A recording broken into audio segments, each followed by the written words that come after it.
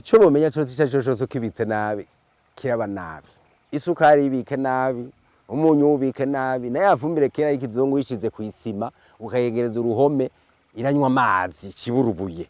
Nico kimwe bagomba rero, nico kimwe cyane cyane je nibaza ko boraba ingene ibitswe. Icyo cyose kibitse babishira ku mapalete kugira ngo umuyaga ucemwo nije kwisima kugira ngo amazi ace anyengeteramwo canke ntiyegera uruhome ngo amazi anyengeteremwo. Kimwe mwomenya hari urutandukane hagati y'ifumbire y'ikizungu n'ifumbire yivanze, kuko ajya amase arafatira amazi cyane kurusha ivyunyunyu tumenyereye. Mu Gifaransa bayita hydrophilie. Ifumbire iranywa amazi. Dere nico gituma gihambaye kuko gituma wa mutwe nakubwira ari wo mutwe urimwo stock w'amazi iranywa amazi. Rero mugaye ico bomenya bavuga yuko hari autour ya 5% d'humidité iyo fomi ivuye mu ruganda, kuyibika neza, kuyibika kuri palette, kuyibika kure y'impome no kuyikoresha buno nyene. Ikintu cyose kirafise umwanya wo kubikwa.